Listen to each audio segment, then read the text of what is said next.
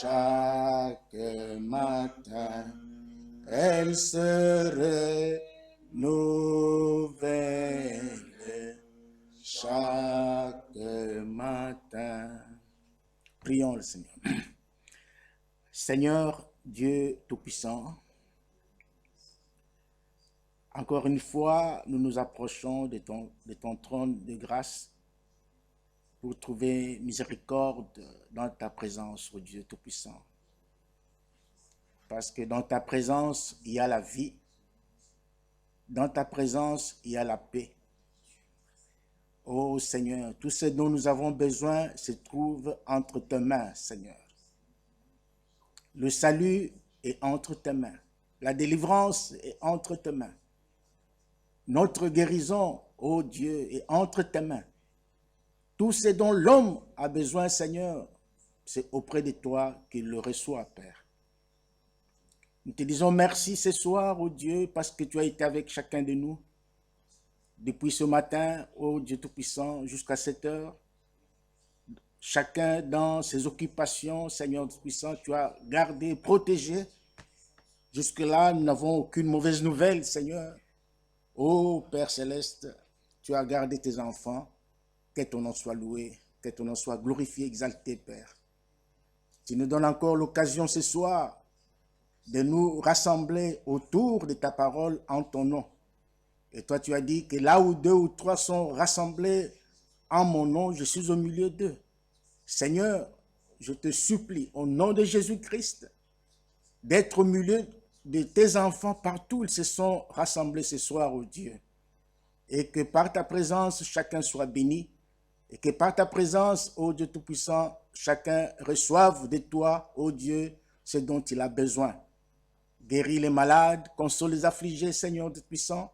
Donne solution à tous nos problèmes que nous avons, que ce soit sur le plan spirituel, sur le plan matériel et financier. Seigneur, toi, tu es la solution à tous nos problèmes, Père. Bénis-nous ce soir, parle dans le cœur de chacun de nous.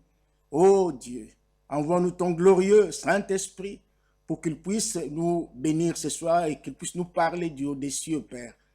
Nous sommes venus, nous sommes rassemblés pour entendre ta parole, Seigneur, pour recevoir la sémence de Dieu, afin que cette semence puisse, ô Dieu Tout-Puissant, produire en nous la vie de Dieu, la vie de Christ, ô Dieu Tout-Puissant. Pardonne nos erreurs, pardonne nos fautes, pardonne tous nos péchés et toutes nos iniquités, Seigneur. Lave-nous avec le sang de Jésus-Christ, ô Père. Purifie-nous de toutes les souillures de l'esprit et de la chair. Et Seigneur, reçois-nous dans ta présence, Père. Merci. Que ton nom soit loué. Bénis mon frère qui a conduit le culte. Bénis, ô Dieu Tout-Puissant, chaque fils et fille de Dieu ce soir. Au nom de Jésus-Christ, t'avons ainsi prié. Amen. Vous pouvez vous asseoir. J'espère que tout va bien. Ah oui, l'autre fois, Olivier m'a fait comme ça, mais il y a eu des plaintes. Ok. Que Dieu soit loué. Voilà, aujourd'hui encore, Dieu nous donne l'occasion de pouvoir partager le pain de vie, comme c'est écrit dans Jean chapitre 6, le pain qui nous vient du ciel. Et je voudrais saluer chacun de vous au nom du Seigneur Jésus-Christ, que chaque frère, que chaque sœur et tous les enfants qui sont rassemblés pour écouter la parole de Dieu reçoivent vraiment les bénédictions de notre Seigneur ce soir, car ce n'est pas en vain que nous sommes là. Ce n'est pas en vain que nous nous réunissons. Ce n'est pas en vain que Dieu rassemble son peuple. Dieu a toujours rassemblé son peuple pour lui parler, pour lui donner des instructions, pour lui montrer ses voies qu'il a tracées, et les voies dans lesquelles chaque fils et fille de Dieu doit marcher. Nous sommes un peuple privilégié. Si nous croyons que nous sommes vraiment le peuple de Dieu, eh bien, nous sommes un peuple privilégié, un peuple qui a été choisi par Dieu lui-même. Dans l'Ancien Testament, Dieu avait un peuple qui s'était choisi lui-même, et ce peuple, c'était Israël. Israël était l'unique peuple sur la terre qui avait été choisi par le Seigneur, Dieu Tout-Puissant. Et c'est pour ce même peuple que Dieu enverra le Messie. Et lorsque le Messie est venu pour Israël, ce peuple avait été aveuglé par Dieu lui-même et le Messie a été rejeté et il s'est tourné vers les nations. Dieu s'est retourné vers les nations parce que c'était dans son plan pour que le salut soit aussi accessible aux gens des nations que nous sommes. Et dans Actes chapitre 15, au verset 14, il est écrit que Dieu a jeté ses regards, n'est-ce pas, sur les nations pour choisir un peuple qui puisse porter son nom. Et nous croyons que nous sommes ce peuple-là que Dieu a choisi sur cette terre, dans ce monde. C'est un grand privilège pour nous d'être comptés parmi le peuple de Dieu. C'est vraiment un grand privilège, il faut que chacun s'en réjouisse parce que ce n'est pas donné à tout le monde. Il y a beaucoup de gens dans le monde, dans la rue, qui marchent dans la rue, qui ne connaissent pas Dieu, qui ne connaissent pas l'Évangile, qui ne connaissent pas qui est Jésus-Christ. Ils connaissent les gens du monde, les illustres personnages du monde, mais ils ne connaissent pas Jésus-Christ. Donc, mais nous, Dieu nous a fait grâce, il a fait tomber les écailles de nos yeux pour que nous puissions avoir la révélation, connaître la parole de Dieu, connaître le plan de Dieu, connaître l'amour de Dieu et l'expérimenter. Dans 1 Pierre chapitre 2, il est écrit, c'est un passage que vous connaissez très bien, nous l'avons toujours lu, et nous le lirons toujours, nous le lirons encore jusque dans l'enlèvement.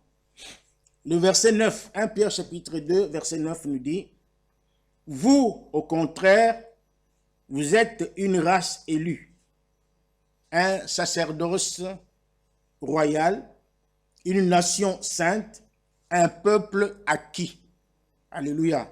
Nous sommes un peuple acquis, afin que vous annonciez les vertus de celui qui vous a appelé des ténèbres à son admirable lumière. Le verset 10 dit, « Vous qui autrefois n'étiez pas un peuple, ouais, nous étions comme des autres, comme les autres, des païens. Nous marchions nous prions comme les idoles. On ne connaissait pas les dieux d'Israël. Mais vous, qui autrefois n'étiez pas un peuple, et qui maintenant êtes le peuple de Dieu, vous qui n'aviez pas obtenu miséricorde, et qui maintenant avez obtenu miséricorde. Alléluia. C'est une grâce que nous avons reçue. Nous sommes un peuple privilégié. C'est pour cette raison que Dieu nous réunit toujours pour nous parler. Dans Apocalypse chapitre 5, nous allons lire quelque chose là. Apocalypse chapitre 5. Disons à partir du verset 8. Quand il eut pris le livre, les 4 êtres vivants et les 24 vieillards se prosternèrent devant l'agneau, tenant chacun une harpe et des coupes d'or remplies de parfums, qui sont les prières des saints. Verset 9. Et il chantait un cantique nouveau en disant, « Tu es digne de prendre le livre et d'en ouvrir les sceaux, car tu as été immolé. » Alléluia. C'est le Seigneur qui a été immolé. Il a été immolé dès avant la fondation du monde. Il dit que tu as été immolé et tu as racheté pour Dieu. Tu as racheté pour Dieu par ton sang des hommes de toute tribu, de toute langue, de tout peuple et de toute nation. Tu as fait d'eux un royaume et des sacrificateurs pour notre Dieu, et ils régneront sur la terre. Amen. En tant que peuple de Dieu, nous avons été rachetés. Le Seigneur nous a rachetés. Il nous a rachetés à un grand prix. Il a racheté des hommes, n'est-ce pas, de toutes les tribus, de toutes langues, de tout peuple et de toute nation. Donc, parmi toutes les nations qui sont sur la terre, le Seigneur a ses enfants, a son peuple, dans toutes les langues. Donc toutes les langues confondues, toutes les tribus confondues qui sont sur la terre, Dieu a un peuple. Il a choisi ses enfants parmi toutes les tribus, parmi toutes les nations, parmi tous les peuples. Il a choisi ses enfants à lui. Il a ses enfants partout. Quel amour! Et il a donné sa vie pour tous ces gens-là, pour tous ces hommes-là. Il est mort pour eux. La Bible dit, tu as racheté pour Dieu par ton sang des hommes de toute tribu, de toute langue, de tout peuple et de toute nation. Donc parmi nous, il y a des Français, il y a des Roumains, il y a des Belges, il y a des Africains, donc tous les Africains confondus. Donc il n'y a aucun, même les Arabes sont là. Même les Arabes. Il y a des élus arabes qui sont aussi dans le plan du salut de notre Dieu. Tous, le Seigneur les a rachetés. Il a racheté tout le monde par le prix, n'est-ce pas, au prix de son sang. Nous revenons dans 1 Pierre, là où nous étions, cette fois, mais au chapitre 1er. Nous allons lire quelque chose là. Versets 18 et 19. Vous savez que ce n'est pas par des choses périssables, par de l'argent ou de l'or, que vous avez été rachetés de la vaine manière de vivre que vous aviez hérité de vos pères, mais par le sang précieux de Christ, comme d'un agneau sans défaut et sans tache. Amen. Donc, le Seigneur nous a rachetés à un grand prix, au prix du sang. Ce n'est pas par de l'or, par de l'argent, par les choses de ce monde, non. Mais il nous a rachetés de quoi? La Bible dit de vaines manières de vivre que vous aviez hérité de vos pères. Alléluia. Nous avons hérité. Qu'est-ce que nous avons hérité de nos pères? Ce que nous avons hérité de nos pères, c'est tout simplement la mentalité. C'est de ça que nous allons un peu parler ce soir. La mentalité. Parce que de tous les hommes que Dieu a sauvés de toute tribu, de toute langue, de toute nation, quand vous voyez tous ces hommes-là, vous parcourez le monde entier, vous verrez que chaque peuple a sa mentalité à lui. Chaque nation a sa mentalité. Chaque tribu a sa mentalité. Un Français raisonne comme un Français. Il a la mentalité française. Un Japonais a la mentalité japonaise. Vous allez en Afrique, les Africains ont leur mentalité.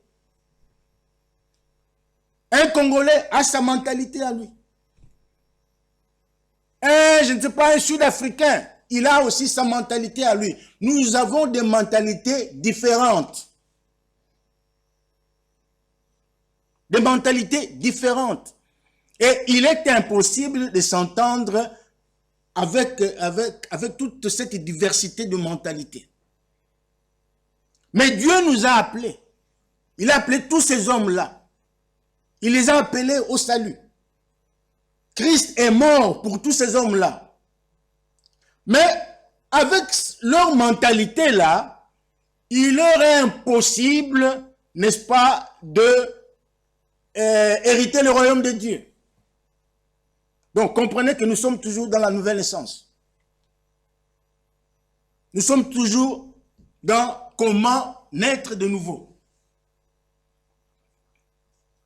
Donc, avec ta mentalité, la mentalité c'est quoi? La mentalité c'est l'ensemble des habitudes d'esprit. La mentalité c'est l'ensemble des croyances des gens, d'un groupe de gens. Vous allez chez les Bakongo, ils ont leur mentalité. Vous allez chez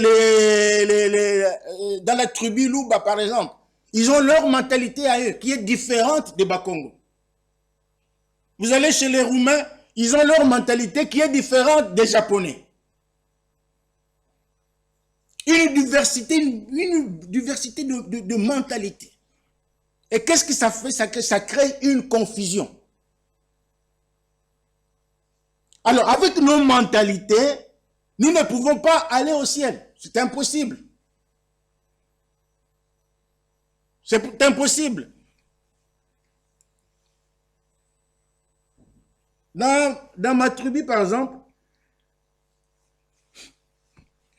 il y a un système, il y a une coutume là. Lorsqu'un garçon est né après 3 filles, ou une fille est née après 3 garçons, on doit faire une cérémonie. On doit, je ne sais pas, tuer quelque chose, une chèvre, des choses comme ça. On doit faire une cérémonie là tout à fait païenne. Et on les fait jusqu'aujourd'hui. Mais si vous allez dans une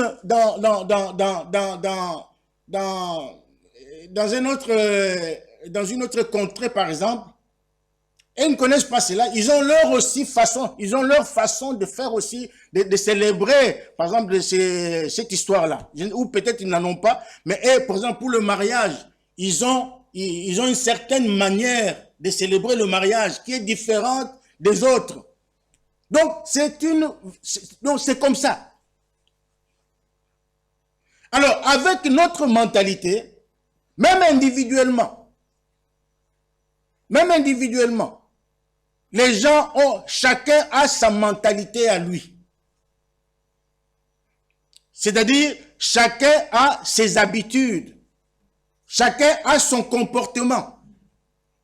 Chacun de nous a ses croyances, sa façon de voir. Mais quand vous voyez toutes ces choses-là, vous prenez toutes ces mentalités-là, elles sont toutes différentes de la parole de Dieu. Elles ne peuvent pas marcher avec la parole de Dieu. C'est impossible. C'est pourquoi il faut naître de nouveau pour que toutes ces choses-là puissent tomber.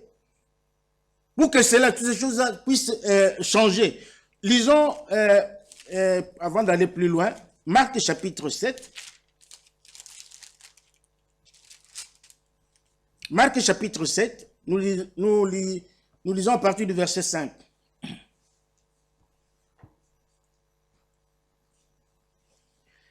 Et les pharisiens et les scribes lui demandèrent, « Pourquoi tes disciples ne suivent-ils pas la tradition des anciens, mais prennent-ils leur repas avec des mains impures? » Jésus leur répondit, « Hypocrite, Ésaïe a bien prophétisé sur vous, ainsi qu'il est écrit, « Ce peuple m'honore des lèvres, mais son cœur est éloigné de moi. » Ces gens ici étaient devant le Seigneur Jésus qui était la parole, qui représentait la parole de Dieu. Mais ces gens ici aimaient beaucoup plus leur tradition que la parole de Dieu. Alors, Jésus leur dit, Jésus reprend la prophétie d'Ésaïe qui dit, Dieu parle au travers d'Ésaïe et dit, « Ce peuple m'honore des lèvres. » Donc, si quelqu'un vient à Christ tout en gardant ses traditions, tout en gardant son ancienne mentalité, ses anciennes croyances. Lorsque tu viens avec à Christ, il faut les abandonner. Il faut les abandonner, sinon tu seras traité d'hypocrite. Parce qu'aujourd'hui, nous avons beaucoup d'hypocrites dans l'église. Beaucoup de gens qui sont hypocrites, qui servent Dieu, qui honorent Dieu des lèvres. Mais dans leur cœur, il n'y a rien du tout. Dans leur cœur, il n'y a rien du tout. La parole n'a pas trouvé place dans leur cœur. Mais ils viennent tous les jours à l'église. Ils sont fréquents. Ils battent le main. Ils disent Amen à la parole de Dieu. Mais quand il s'agit de célébrer le mariage, par exemple, ou quand il y a un quelconque problème dans la famille, en ce moment-là, on prend la Bible, on la met de côté et on commence à chercher à traiter les problèmes selon les traditions, selon les coutumes, selon nos pères. Vous me suivez? Donc, selon nos pères. Et nous avons lu dans 1 Pierre chapitre 1, où Pierre dit que nous avons été rachetés, n'est-ce pas, à un grand prix, au prix, et nous avons été rachetés de la mauvaise manière de vivre de nos pères.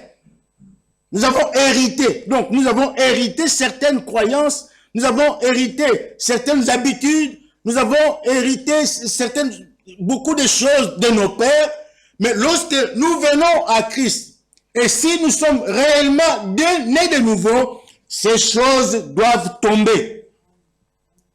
Ces choses doivent tomber.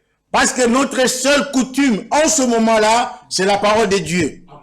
Lorsque nous voulons traiter un problème de mariage, nous devons consulter les Écritures. Que dit la parole de Dieu? Quand il y a un mort dans la famille, nous devons traiter tout. Donc nous devons faire toutes ces choses conformément à la parole de Dieu.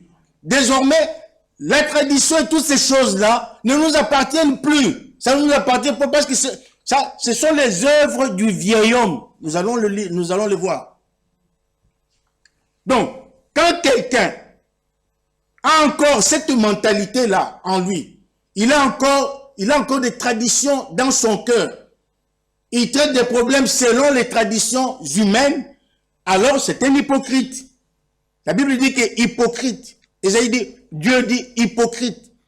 Vous m'honorez, ce peuple m'honore des lèvres. Mais dans son cœur, son cœur est éloigné de moi. Le verset 7 dit, c'est en vain qu'il m'honore, en donnant des préceptes qui sont les commandements d'hommes.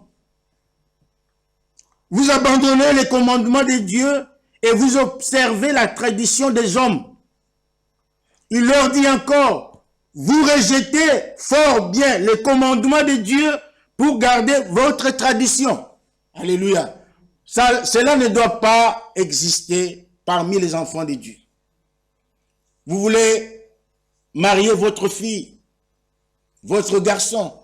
Vous voulez faire une cérémonie quelconque dans la famille. Faites consulter les Saintes Écritures. Consultez la Bible. Qu'est-ce que Dieu a dit à ce sujet? Qu'est-ce que l'Écriture dit à ce sujet? Et lorsque vous ferez cela, vous faites des choses conformément à la parole de Dieu, c'est ce qui prouve que vous êtes nés de nouveau. Donc, ne soyons pas des hypocrites.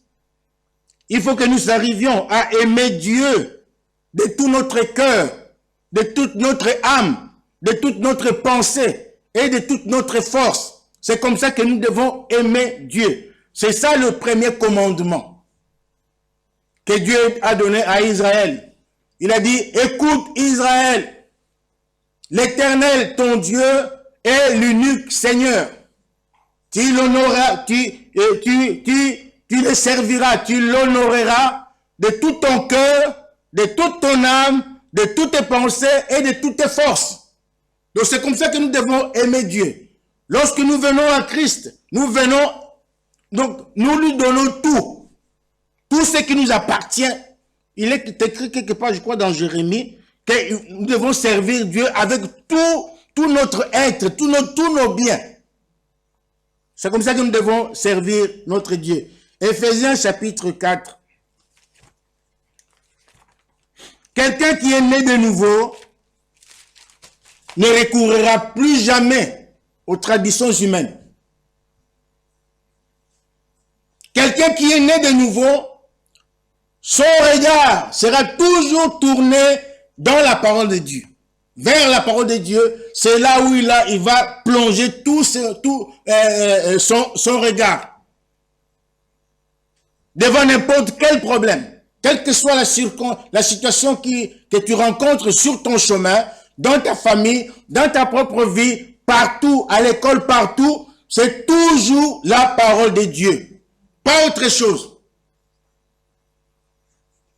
Parce que si nous lisons dans Hébreux chapitre 1, il est écrit que le Fils de Dieu soutenait toutes choses par sa parole. Nous devons tout soutenir par la parole de Dieu.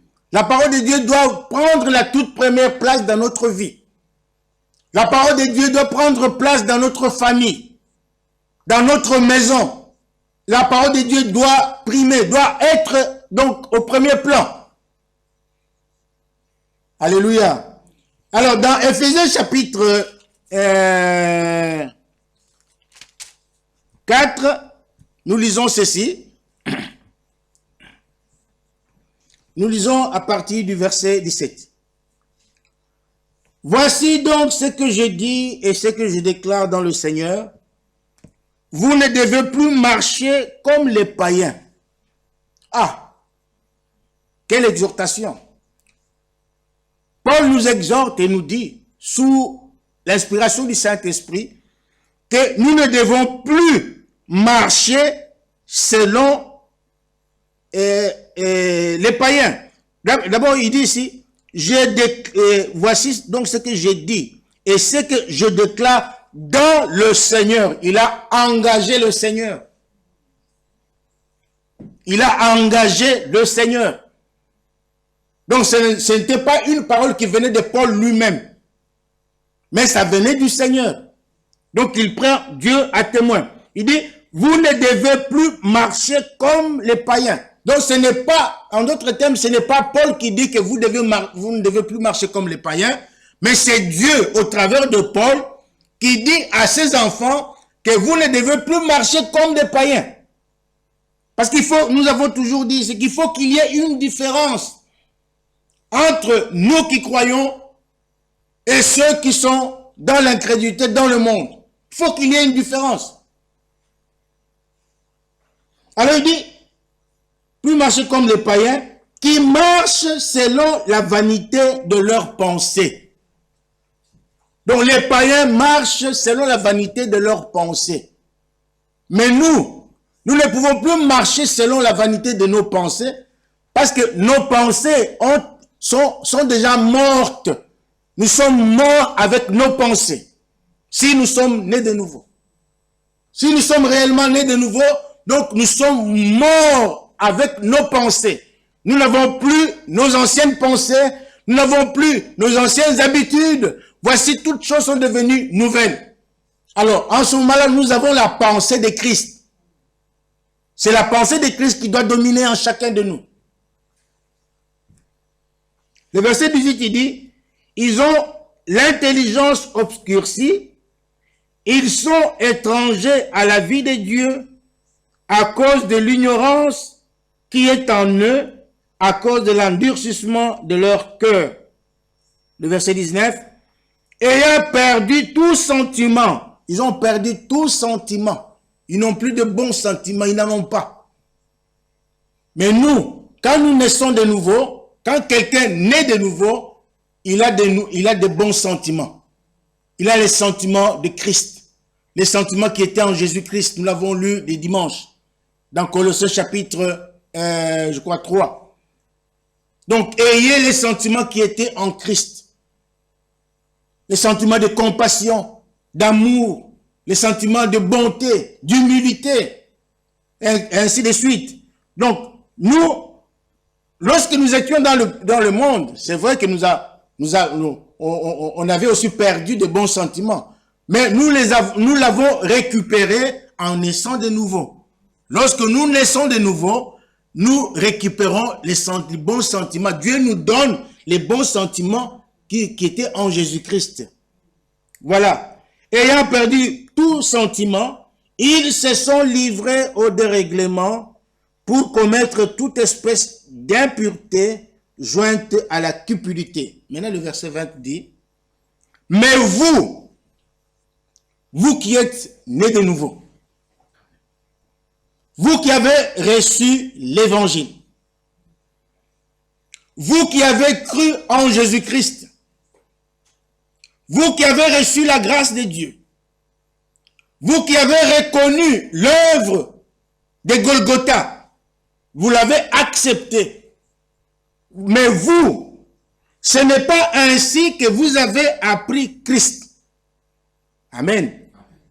Si du moins vous l'avez entendu, et si, conformément à la vérité qui est en Jésus, c'est en lui, écoutez bien, c'est en lui, donc c'est en Jésus-Christ que vous avez été instruits à vous dépouiller. Alléluia. Nous avons appris à nous dépouiller par rapport à votre vie passée. De quoi? Du vieil homme. Du vieil homme qui se corrompt par des convoitises trompeuses. Oh, que Dieu soit loué. Donc par la nouvelle naissance, nous avons fait tomber le vieil homme. Parce que nous avons montré que pour naître de nouveau, il faut d'abord mourir. Lorsque vous mourrez, alors vous pouvez maintenant revivre. Vous avez une nouvelle vie. Alors lorsqu'on est mort, alors le vieil homme est aussi mort. Il a été enterré. Il a été enterré, il est resté là, dans la tombe, et toi tu es ressuscité pour une nouvelle vie. Donc, la Bible dit, vous devez vous dépouiller du vieil homme par rapport à votre vie du passé. Maintenant, il continue, dit, verset 23, et à être renouvelé dans l'esprit de votre intelligence. Nous devons être renouvelés. Notre esprit doit être renouvelé. Notre intelligence doit être renouvelée. À être renouvelé dans l'esprit de votre intelligence et à revêtir l'homme nouveau. Alléluia. À revêtir l'homme nouveau. L'homme nouveau, ça c'est la nouvelle vie que vous avez. Lorsque vous recevez, vous naissez de nouveau, vous naissez avec une nouvelle pensée, vous naissez avec une nouvelle vie, la vie de Dieu, parce que Dieu est entré en vous par sa parole, et cette parole vous produit en vous une nouvelle vie. Un homme nouveau. Donc vous devez être changé, transformé. Vous voyez? Là, en ce moment-là, donc votre nature pécheresse est morte. Vous l'avez enterrée. Vous vous êtes ressuscité avec la nature divine. Vous avez maintenant une nouvelle vie. Alléluia. Mais comment ça se passe? Et à revêtir l'homme nouveau, créé. Cet homme nouveau-là doit être créé selon Dieu dans une justice et une sainteté qui produit la vérité. C'est pourquoi Jésus pouvait dire, Père, sanctifie-les par ta vérité, ta parole est la vérité. Donc, c'est la vérité qui est la parole de Dieu qui produit en nous l'homme nouveau. Donc, quelqu'un qui est né de nouveau, sa vie doit changer. Sa vie ne sera ne sera plus comme avant. Il aura un nouveau langage. Il aura une nouvelle pensée. Il aura une nouvelle mentalité. Des nouvelles habitudes. Sa mentalité ancienne est passée. Donc, tu es qu'est-ce que je peux dire? Tu es par exemple français sur papier. Tu es congolais sur papier. Tu es roumain sur papier.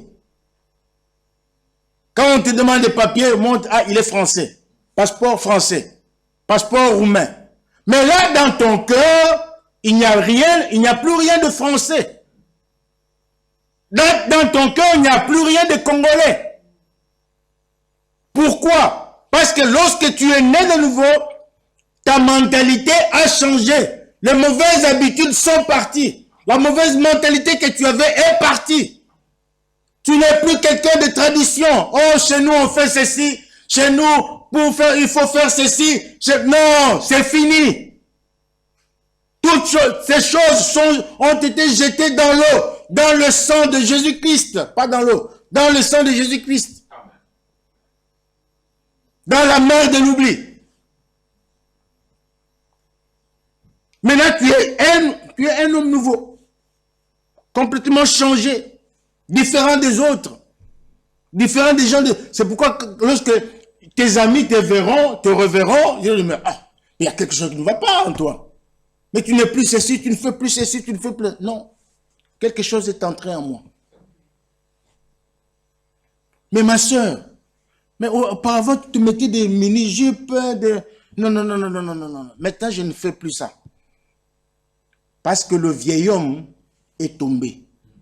Parce que je me suis dépouillé du vieil homme. Il n'est plus là. Celui qui me faisait faire cela est mort. C'est pourquoi Paul pouvait dire, ce n'est plus moi qui vis, mais c'est Christ qui vit en moi.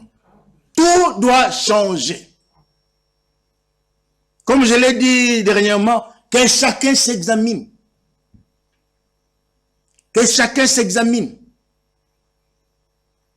Mes sœurs, ce n'est pas le fait de mettre des longues jupes qui est synonyme, qui veut dire que tu es né de nouveau. Non. Ce n'est pas en mettant des longues jupes que tu es réellement né de nouveau. Non. Mais nous l'avons toujours dit, une fille née de nouveau mettra des longues jupes. Mais ce n'est pas en mettant des longues jupes qui prouve que tu es né de nouveau. Non. Ce qui prouve que tu es né de nouveau, c'est lorsque ta vie a changé. Ta vie n'est plus la même. Vous voyez? Parce qu'il y a beaucoup d'hypocrites. Jésus a dit ici, ce peuple m'honore des lèvres, mais son cœur est éloigné de moi. Ce n'est pas en lisant la Bible, ou plutôt en connaissant la Bible, avoir la connaissance de la Bible, connaître toute la Bible, qui signifie que tu es né de nouveau. Non. Ce n'est pas en connaissant tout, en lisant toutes les brochures, en ayant la connaissant par cœur. Branham m'a dit ceci à tel endroit, dans telle brochure. Branham m'a dit ceci. Tu répètes ça vraiment sans l'aide d'un support qui prouve que tu es né de nouveau. Non, ce n'est pas ça. La connaissance enfle. La Bible dit que la connaissance enfle. Ce qui prouve que tu es réellement né de nouveau, c'est la vie que tu mènes. C'est la vie, la foi et l'obéissance à la parole de Dieu. Quelqu'un qui est né de nouveau obéit à la parole de Dieu. Celui qui est né de nouveau aime la parole de Dieu. Ce n'est pas en bloquant la parole de Dieu par cœur. Non. Le problème, il faut que tout change dans ta vie. Ta vie doit changer. Et quand quelqu'un change, ça se voit. Ça se verra. On le saura, on le verra. Tout le monde le verra. Que telle personne a changé. Elle n'est plus comme elle était auparavant. Parce que dans Éphésiens, Paul dit autrefois. Il dit le thème autrefois. Donc autrefois, nous étions ceci. Autrefois, j'étais ceci. Mais maintenant, je ne suis plus ce que j'étais autrefois. Ma vie a complètement changé. Je suis devenu un homme nouveau. Alléluia. Le vieil homme est mort. Maintenant, il y a un homme nouveau, créé, n'est-ce pas, créé selon Dieu, dans une justice et une sainteté qui produit la vérité. Ézéchiel nous dit ceci. Ézéchiel, Ézéchiel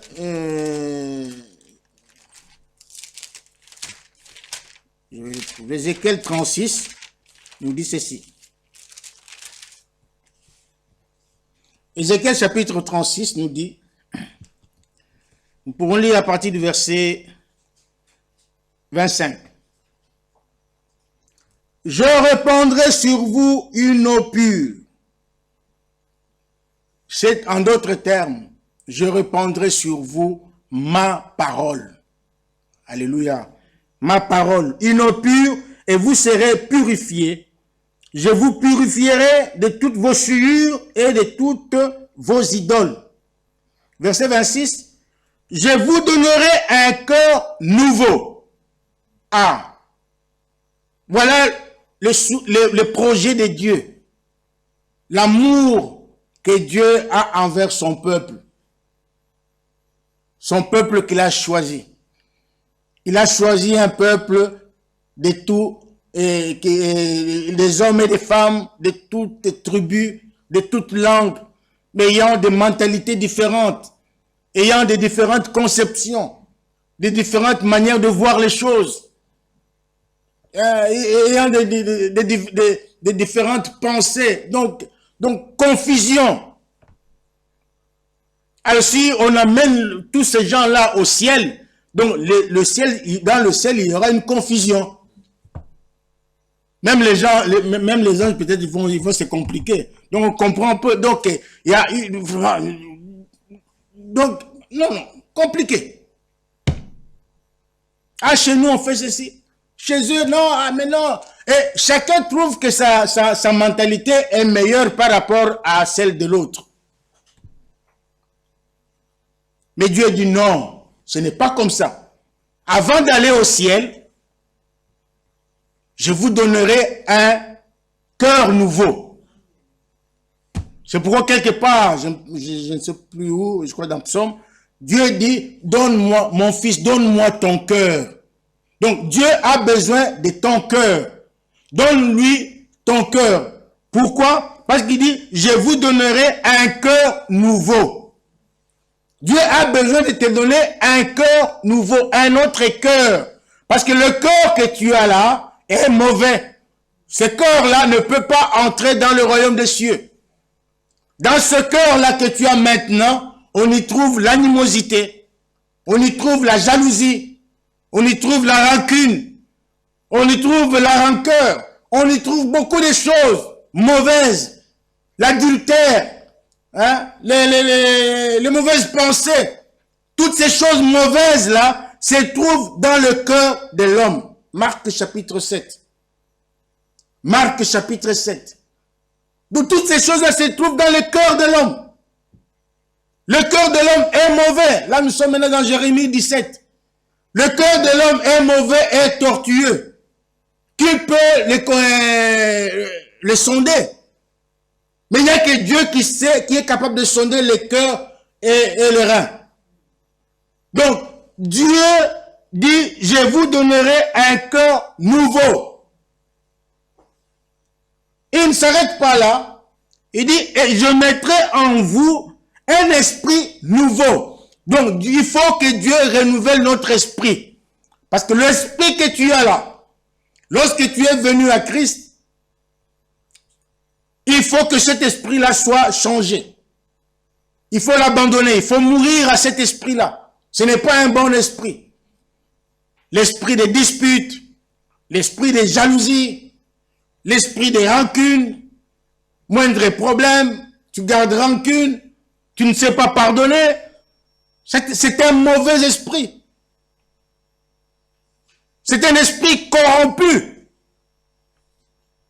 Alors Dieu veut te donner un nouvel esprit.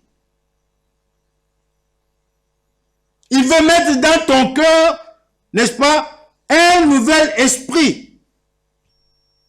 Je vous donnerai un cœur nouveau et je mettrai en vous un esprit nouveau. Et l'esprit que tu as maintenant là, si tu n'es pas encore né de nouveau, cet esprit-là est un esprit souillé. Un esprit qui aime les souillures du monde. Regardez les mauvais films. Regardez, lire des mauvais livres. Un esprit qui aime des choses bizarres. Qui aime toujours aller dans des bars. Sortir avec des copains, des païens. C'est un mauvais esprit.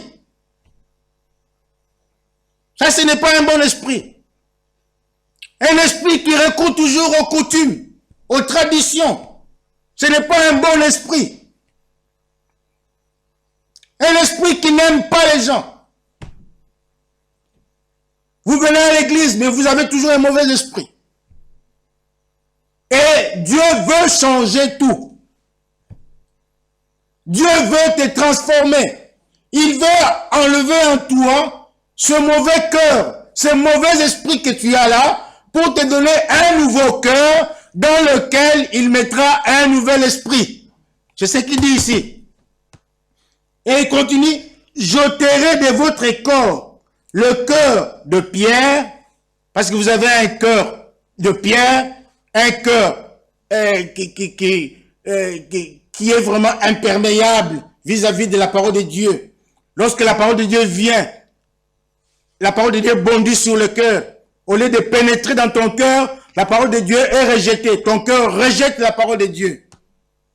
Parce que tu as un mauvais esprit. Parce que tu as la haine. Parce que peut-être tu n'aimes pas le prédicateur qui prêche. Non. Ça, c'est avoir de mauvaises dispositions dans le cœur. Mais un vrai enfant de Dieu, son cœur est disposé. Même s'il n'a pas confiance au prédicateur, mais du moins, son souci à lui est que Dieu puisse lui parler. Seigneur, peut-être que je n'aime pas ce prédicateur, tout ça, mais je suis venu écouter ta parole.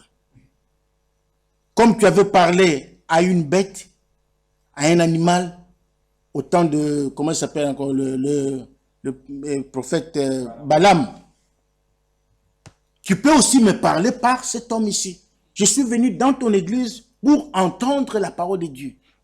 Je ne peux pas rentrer chez moi sans avoir entendu ta voix. Parce que Jésus a dit, mes brebis entendent ma voix et me suivent. Alors lorsque tu viens, c'est lui qui est à la chair là, ce jour-là, c'est Dieu qui a permis qu'il soit là. C'est Dieu qui a permis. Je sais que pour aussi, il y a des gens qui ne m'aiment pas, c'est vrai. Mais ne regardez pas à l'homme Dieu donné, mais regardez à la parole de Dieu. Cherchez à recevoir la bénédiction de Dieu. Dieu a parlé par une bête. Dieu peut aussi parler par un homme.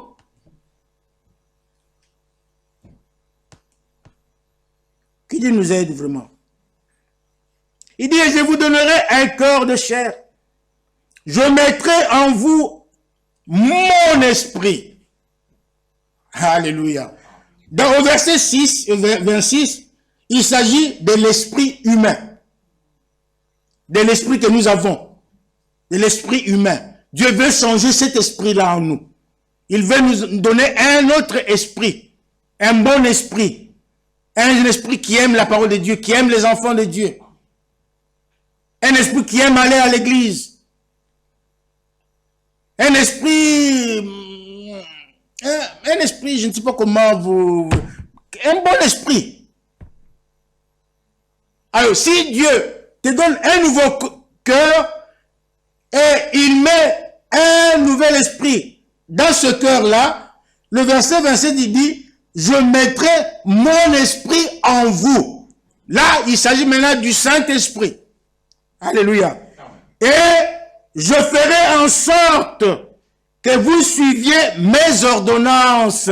Donc Dieu lui-même fera en sorte que vous viviez sa parole. Il vous donnera toutes les capacités nécessaires pour vivre sa parole, pour mener une vie digne de l'évangile.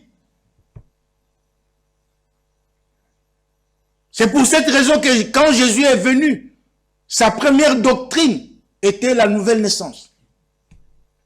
La nouvelle naissance. Très important. Nous prêcherons sur la nouvelle naissance jusqu'au jour de l'enlèvement.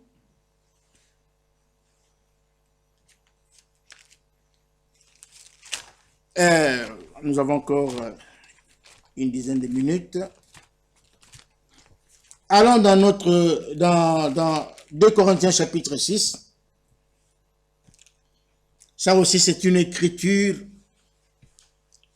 qui a toujours été prêchée dans cette assemblée. Toujours. 2 Corinthiens chapitre 6, la Bible dit, au verset 14, « Ne vous mettez pas avec les infidèles sous un joug étranger. Car quel rapport y a-t-il entre la justice et l'iniquité? Ou qu'y a-t-il de commun entre la lumière et les ténèbres? » Ça ne peut pas marcher. La lumière et les ténèbres ne peuvent pas marcher ensemble. C'est impossible. La Bible dit, quand Dieu avait créé le monde, la Bible dit que le monde était informe et vide. Il y avait des ténèbres sur toute la surface de la terre. Quand on est dans les ténèbres, on ne voit rien. Tout est noir, on ne voit rien du tout. Alors quand Dieu a vu qu'il y avait des ténèbres, alors Dieu a dit que la lumière soit, et bien la Bible dit que la lumière fut. Et lorsque la lumière est venue, elle a chassé les ténèbres. Elle a chassé les ténèbres. Alors, la parole de Dieu, qui fait de nous des fils et des filles de Dieu, est la lumière. Elle est la lumière. Cette parole est Jésus-Christ lui-même. Dans Jean chapitre 12, Jésus a dit, « Je suis la lumière du monde. Celui qui me suivra ne marchera pas dans les ténèbres, mais il aura la lumière de la vie. » Alléluia. Donc, Jésus va plus loin. Il dit que vous, il s'adressant aux disciples, il dit que vous êtes la lumière du monde. Donc, lorsque vous êtes la lumière du monde, vous ne pouvez pas cohabiter avec les ténèbres. C'est impossible. C'est impossible. En tant que lumière, lorsque vous allez là où il y a les ténèbres, eh bien les ténèbres vont partir. Ce ne sont pas les ténèbres qui vont chasser la lumière. Non. Non. C'est la lumière qui doit chasser les ténèbres. C'est comme ça. Et notre vie aussi doit être une vie de lumière. Nous sommes la lumière du monde. Nous devons vivre comme Jésus-Christ a vécu. Il était la lumière. Partout où il passait, il donnait de la lumière. Il transmettait la vie. Jésus avait des vertus en lui. Partout où il allait, il transmettait ces vertus-là. Pourquoi? Parce qu'il était la lumière. Il donnait la vie. Nous sommes aussi censés être comme Jésus. Partout où nous allons, nous devons communiquer la vertu qui est en nous. Lorsque nous sommes nés de nouveau, lorsque nous avons la parole de Dieu en nous, nous avons une vie nouvelle, une vie digne de l'évangile. Partout où nous allons passer, nous devons laisser les traces de bénédiction. Il faut que la vie des gens puisse aussi être changée par notre propre vie.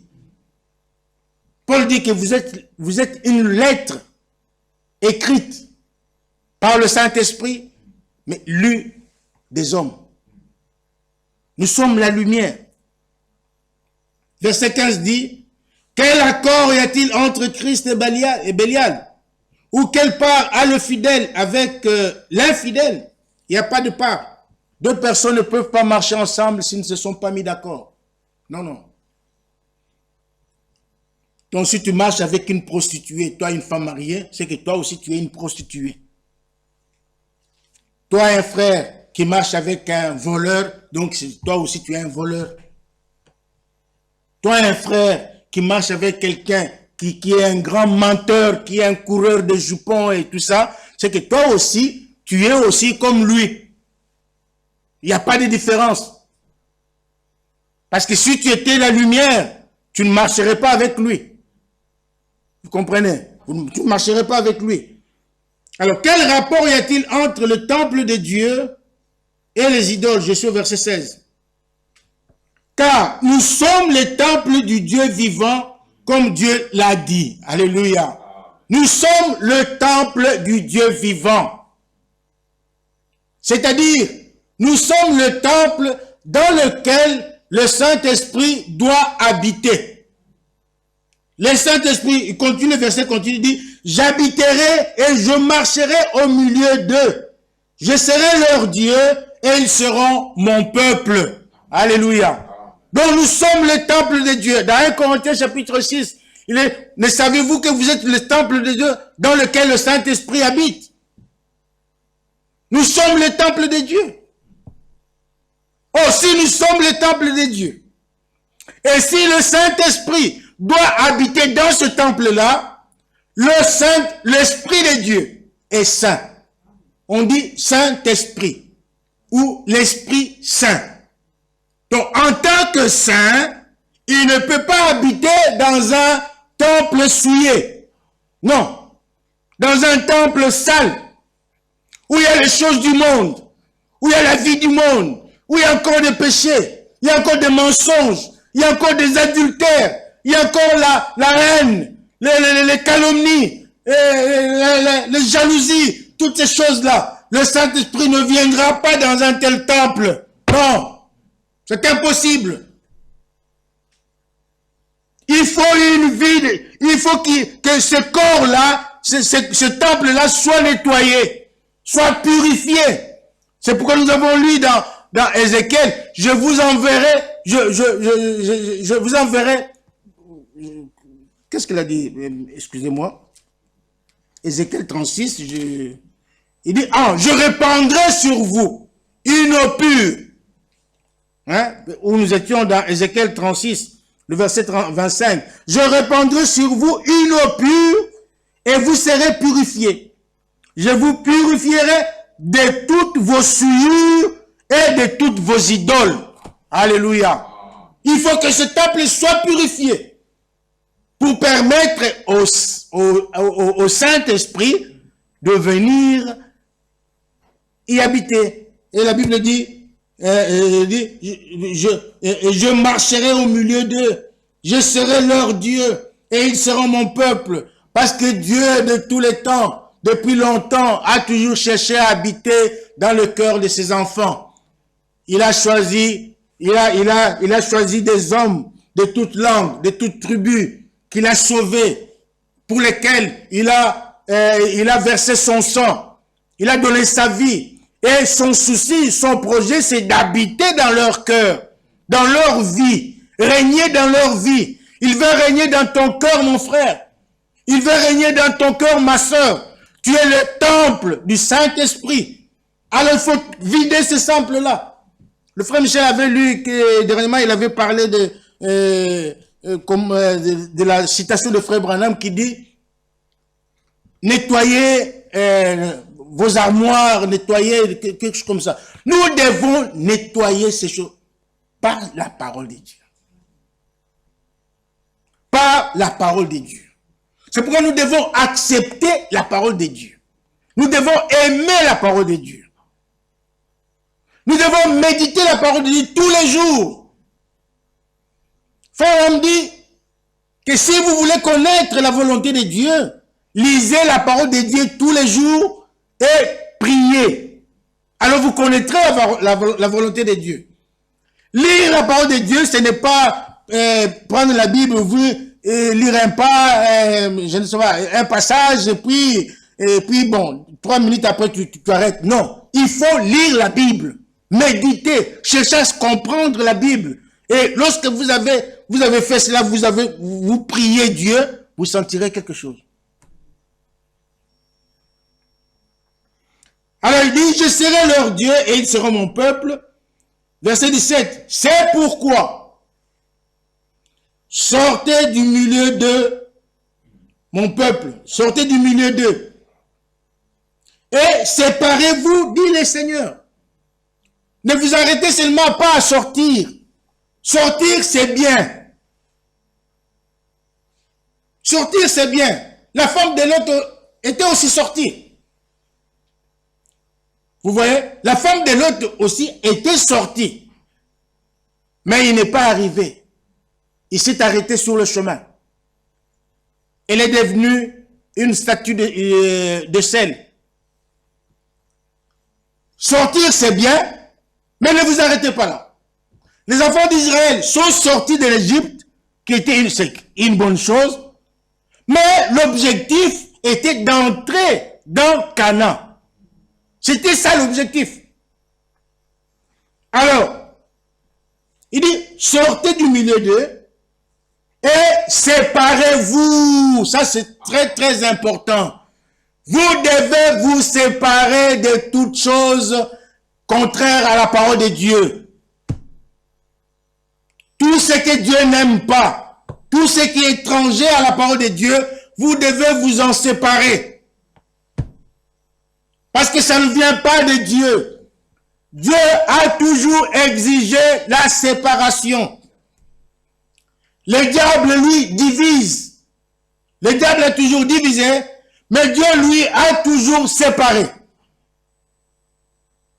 Nous n'avons pas le temps d'entrer dans le détail pour expliquer cela. Il me reste encore 5 minutes. Donc, nous devons nous séparer d'avec toutes sortes d'incrédulité. Tout ce qui est contraire à la parole de Dieu, nous devons nous en séparer. C'est une recommandation divine. Séparez-vous de votre mauvais habillement. Séparez-vous de toutes ces choses-là parce que ces choses-là qui ne sont pas conformes à la parole de Dieu vous barrent la route, vous freinent, vous empêchent d'aller au ciel. Et si vous ne vous séparez pas de ces choses-là, il n'y a pas de nouvelle naissance. Il n'y a pas de nouvelle naissance. Pas du tout. Et d'ailleurs, celui qui est né de nouveau n'a pas besoin qu'on vienne lui dire sépare-toi de ceci, abandonne ceci. Non, il a les discernements. Il a des discernements, il sait que ça c'est pas bon, ça c'est agréable, ça c'est Dieu aime ça, Dieu n'aime pas ça. Donc, à moins qu'il soit dans l'ignorance. À moins qu'il soit dans l'ignorance. S'il est dans l'ignorance et qu'on lui montre la parole de Dieu, tout de suite, celui qui est né de nouveau prend la parole de Dieu et abandonne ce qu'il faisait là. Alors, la Bible dit, et il continue, ne touchez pas à ce qui est impur, ne touchez pas au péché. Ne touchez pas au péché. Ne touchez pas aux choses qui sont impures. Et il continue, si vous les faites, alléluia, si vous les faites, Dieu dit, et je vous accueillerai. Je vous recevrai dans mes bras. Je vous accueillerai. Et je serai pour vous un père. Et vous serez pour moi des fils et des filles, dit le Seigneur Tout-Puissant. On ne peut pas être père. On ne peut être père que lorsqu'on a des enfants. On a des fils et des filles. Et si Dieu dit ici que je serai pour vous un père et vous serez pour moi des fils et des filles, donc Dieu parle, s'adresse à ceux qui sont nés de nouveau. Alléluia. Il parle à ceux qui sont nés de nouveau. Parce que comme nous l'avons dit, comment devient-on enfant de Dieu? Nous avons répondu qu'on devient enfant de Dieu par la nouvelle naissance. Si quelqu'un n'est pas encore né de nouveau, il n'a pas le droit d'appeler Dieu son Père. Dieu n'est pas son père. Si tu l'appelles père, donc tu l'appelles en vain. Dieu n'est pas ton père. Dieu est père de ce que lui-même a engendré. Il a engendré par son Fils. Et le tout dernier passage, et puis nous terminons. 1 Jean chapitre 3.